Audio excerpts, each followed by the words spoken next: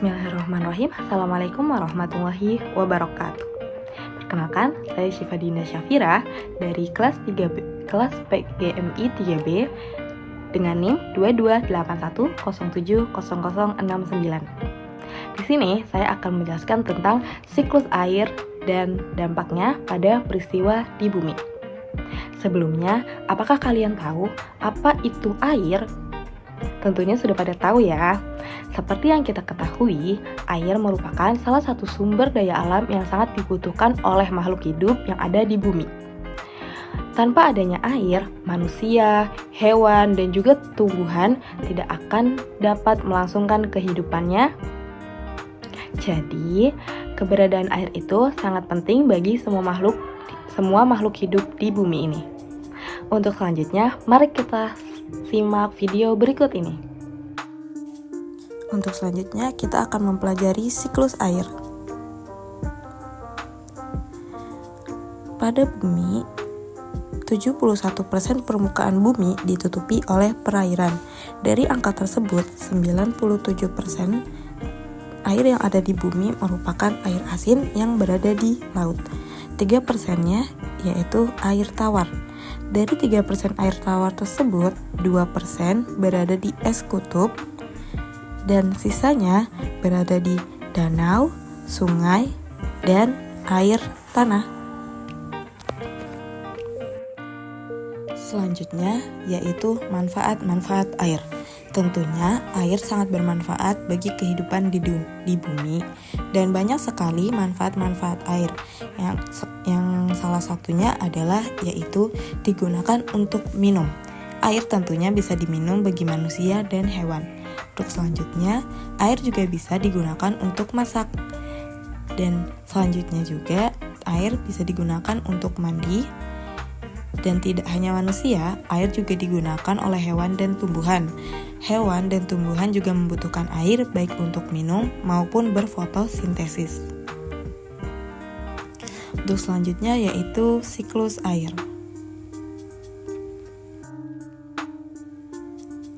Apa itu siklus air?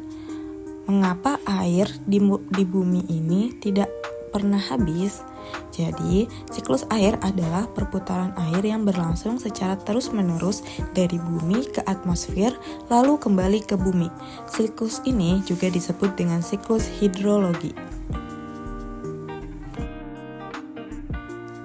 Selanjutnya, ada 3 tahapan siklus air secara umum yang kita pelajari. Yang pertama yaitu penguapan, jadi dari air ke atmosfer. Lalu dari penguapan air tersebut terbentuklah awan. Setelah pembentukan awan, air kemudian turun menjadi hujan.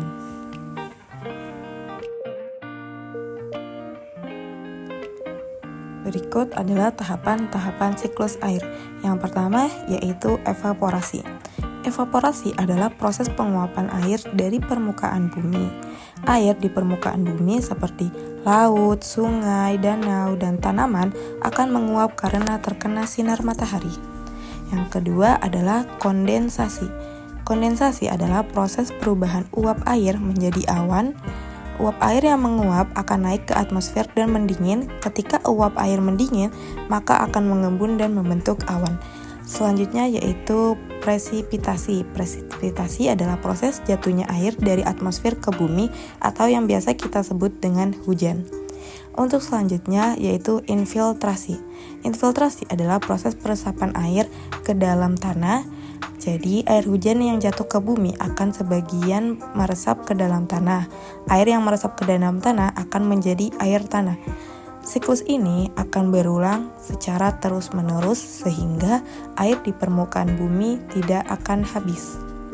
Untuk selanjutnya yaitu contoh dari siklus air tersebut.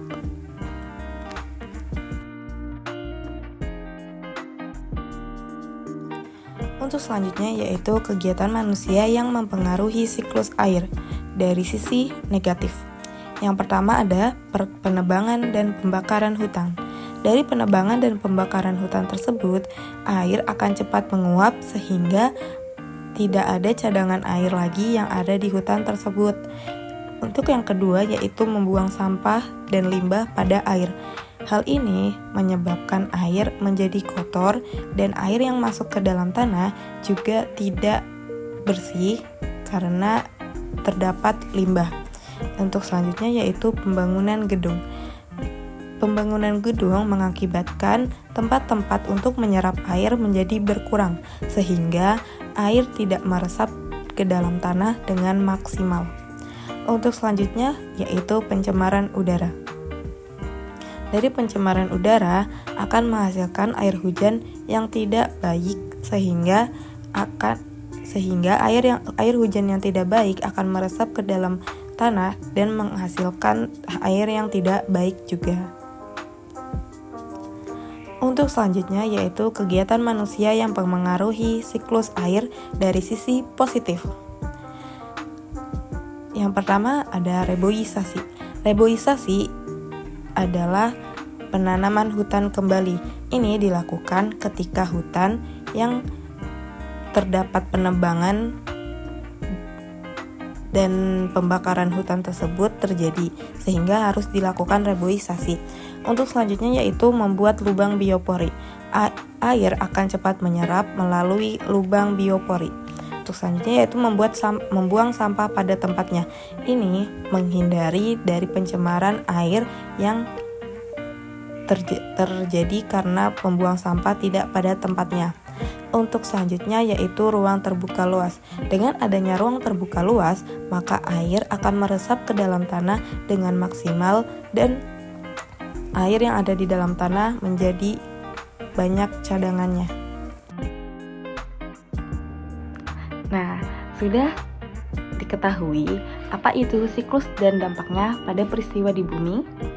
Jadi, itulah penjelasan dari saya.